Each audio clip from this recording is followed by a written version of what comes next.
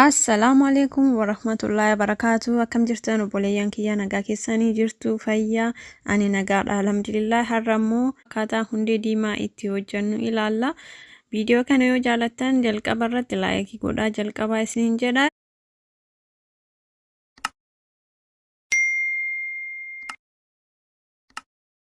Ittoo keenya hojjechuuf wanti nu barbaachisu as biratti hundee diimaa nu barbaachisa, dinnichaa nu barbaachisa, qullubbii adii asitti immoo shunkurtii fi qaaraan tokko nu barbaachisa jechuudha. Amma kanneen hundarraa isaa quncisee dhufee jira akkuma argitanitti.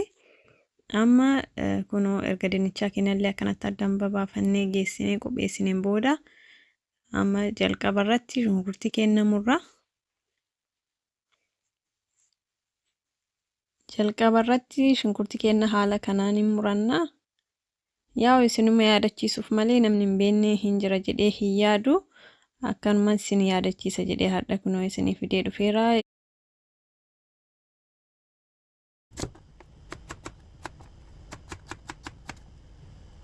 Kunoo haala kanaan qaqal'isnee murra.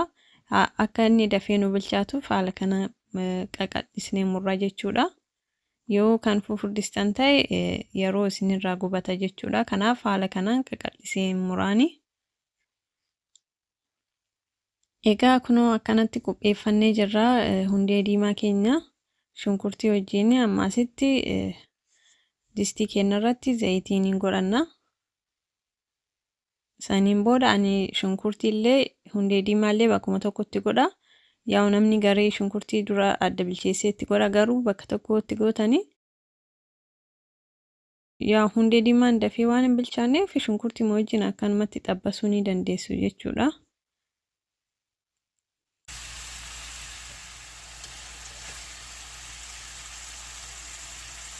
Viidiyoo kana yoo jaalattan laayik gochuu hin dagatinaa. Laayik yoo gootan namoota biraafis akka dhaqqabuunaaf godha jechuu yuutuubiin laayikii godha.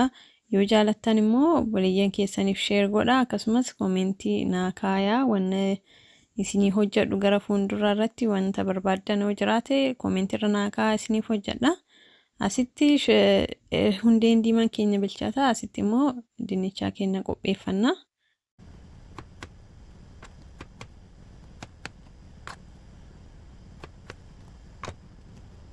Kunoo dinnichaa keenyallee akkana itti godhannee bishaan keessa kennee irra lolla'ee dhufa. Dinnichaan kan duras dhiqame waan ta'eef irruma lolla'ee kunoo haala kanaan qopheeffanna dinnichaa keenyalles amma kunoo qayyisirii keenya itti qadaadaatiin waliin dhoofna jechuudha akka nu jalaan gubanne.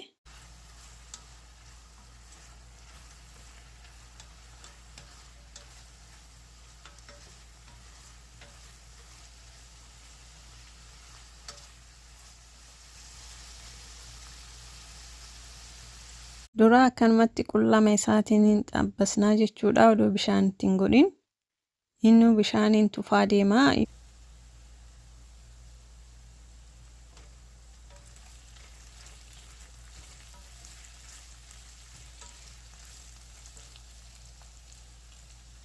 Kunoo erga qayyisirii keenya akkanatti waddanneen booda asitti shunkurtii adii itti godhadha. Ani diqqoo itti baay'iseera. Yoo shunkurtii adii itti baay'isan baay'ee tokko mi'aaya. Kanaaf shunkurtii adii diqqoo itti baay'isee jira. Yoo isin hin barbaanne ta'e irraa hir'isuu dandeessanii. Baay'ee tokko mi'aa dhugaa rabbi isiniin jedha. Kunoo erga akkanatti xabbaseen booda bishaan diqqoo itti godhadhee amma diqqoo akka inni bilchaatuuf qadaadee dhiisaanii jechuudha.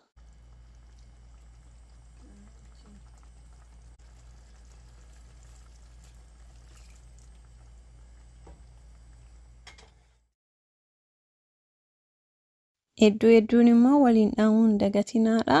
Yoo tasa bishaan isin jalaa fixateef jechuudha. Kunoo akkuma argitanitti bilchaataa jira haala gaarii ta'een.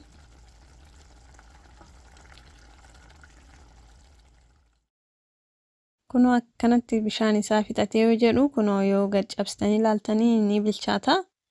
Haala kanaan yoo bilcheessitan salphumatti isinii bilchaataa jechuudha.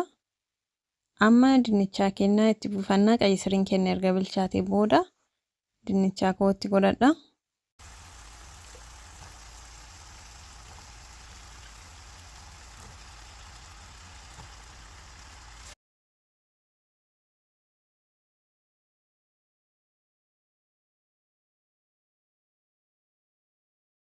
Isin kunoo dinnichaa wajjin akkana sirriitti waliin geenya.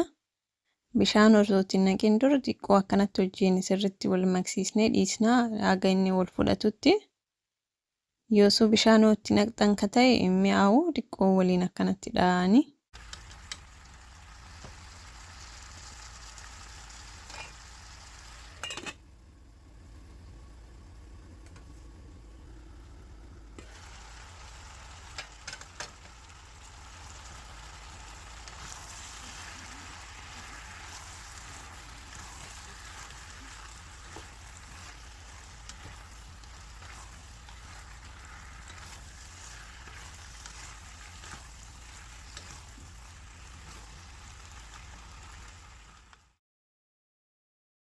Kunoo akkuma argitan wal fudhatee jira akkuma argitanitti baay'ee bareeda ta'eera maashaallah.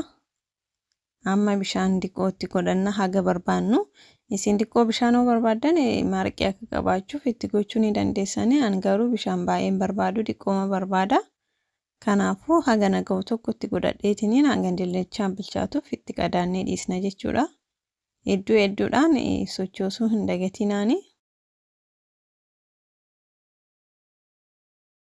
Kunoo amma soqidda keenyatti godhannaa nuugaa jira dinnichaan keenya bilchaataa jira. Soqiddatti godhannaa. Maashaallah akka argitanitti ilaala akka inni bareedu. Amma halluu wal fudhatee amma bilchaataa jira diqootti qadaadee dhiisa.